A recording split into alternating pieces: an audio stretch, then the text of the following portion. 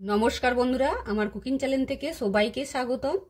आज একটা অসাধারণ বিস্কুট বানিয়ে দেখাবো, যা তেল আর জল দিয়ে বিস্কুটটা বানাবো, যা খেতে অসাধারণ হয়, খাস্তা আর মজমচে হয়।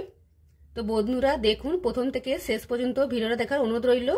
তো প্রথমে আমি বিস্কুটটা বানানোর জন্য নিয়েছি 1 বাটি ময়দা, আর দেব যেই বাটি মেপে ময়দা নিয়েছি তার 3 ভাগের 1 ভাগ নেব সুজি, দেব সুজির হাফ দেব চিনি, স্বাদ মতো লবণ দিয়ে শুকনো উপকরণগুলোকে ভালো করে একটু মিশিয়ে নেব। আর বন্ধুরা আমি তো অনেকগুলোই বিস্কুট বানিয়েছিলাম, তো আপনারা দেখেছেন, তো আজকে একটু অন্যরকম বিস্কুটটা বানাবো। তার জন্য আপনাদের প্রথম থেকে শেষ পর্যন্ত দেখতে হবে কিভাবে আমি বিস্কুটটা বানিয়েছিলাম। তো তেল আমি গরম করে নিয়েছি, আর এখানে তেলটা গরমই দিতে হবে, ঠান্ডা তেল দিলে হবে না। তো তেলটা আমি গরম করে নিয়ে নিয়েছি। এবার ময়দার মধ্যে দিয়ে দেব, দিয়ে ভালো করে মিশিয়ে নেব। একটু চামচ দিয়ে মিশাতে হবে, যেহেতু তেলটা আমার গরম আছে। এবার তেলটা চামচ দিয়ে মেখে একটু হাত দিয়ে ভালো করে মেখে নেব, যাতে ময়মটা ভালো করে হয়। আর এইভাবে মাখালে বিস্কুটগুলো খাস্তা আর মজমচে হবে। তো ময়ম দেওয়া আমার হয়ে গেছে। এবার এর উপরে দেব 1 চামচ কালো জিরা, আর দেব শুকনো নারকেল কুড়া দিয়ে দেব উপর থেকে। এখানে শুকনো নারকেল কুড়া আর কালো জিরাটা দিলে বিস্কুটের টেস্টটা দ্বিগুণ বেড়ে যায়। তো মাখানো হয়ে গেছে। এবার দেব জল, আর জলটা আমি গরম করে নিয়েছিলাম, আর এখানে গরম জলটাই দিতে হবে। বারবার বলছি বন্ধুরা, এই গরম তেল আর জল গরম দুটোই কিন্তু গরম গরম দিতে হবে। তো আমার এইভাবে অল্প অল্প করে জল দিয়ে ডোটা আমি মেখে নিয়েছি। তো ডোটা আমার এখন একটু নরম আছে, তো পরে শক্ত হয়ে যাবে। তো ঢেকে রেখে দেবো 5 মিনিট। তো 5 মিনিট পর আপনাদের দেখাচ্ছি। তো 5 মিনিট আমার হয়ে গেছে, আর ডোটা দেখতেই পাচ্ছেন কতটা শক্ত হয়ে গেছে। তো আমি আর একটু হাত দিয়ে মেখে নেব। তো ডোটা আমার মাখানো হয়ে গেছে। এবার আমি একটা ব্যালন কাটের মধ্যে নিয়ে নেব। তো ব্যালন কাটের মধ্যে আমি একটা চিক বিছিয়ে দিয়েছি। তো চিকটা বিছিয়ে দিয়ে তার উপর থেকে আমি চিকটা মুড়ে নেব এইভাবে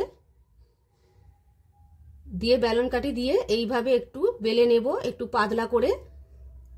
আর এখানে ফেটে গেলে কোনো অসুবিধা নেই, সাইড দিয়ে হয়তো ফাট হয়ে যাবে। তো বেলা আমার হয়ে গেছে। এবার চিকটা আমি উপর থেকে তুলে দেব। এবার একটা ছুরি নিয়েছি, এইভাবে 4 সাইড দিয়ে আমি কেটে দেব। তো কেটে এইগুলো আমি বাদ দিব না, তো এইগুলোকেও আমি পরে বিস্কুট বানিয়ে নেব। তো একইভাবে 4 সাইডটা কেটে নেব, দিয়ে একটা চৌকো করে নেব। তো চৌকো শেপ করে নিয়েছি। আর দেখুন এক্সট্রাগুলো আমি বাইরে তুলে নেব।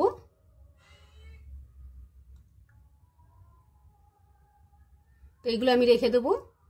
এবার আমি একটা ছুরি নিয়েছি, ছুরির মধ্যে দিয়ে এইভাবে লম্বা লম্বা করে কেটে নেব।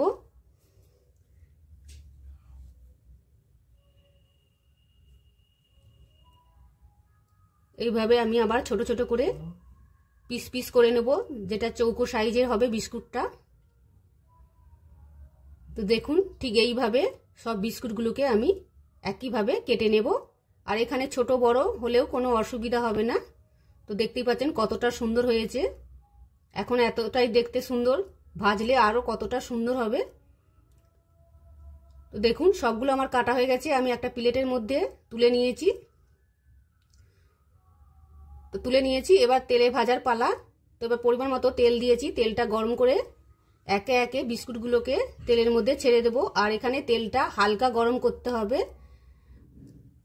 আর হালকা আঁচে করতে হবে। তো যখন দেখবেন বিস্কুটগুলো ভেসে উঠেছে, তখন একটা কাঁটা চামচ দিয়ে এইভাবে একটা একটা করে উল্টে দেব। আর যখন দেখবেন ভেসে উঠে তখনই উল্টাবেন, নাহলে আগে থেকে উল্টাতে যাবেন না।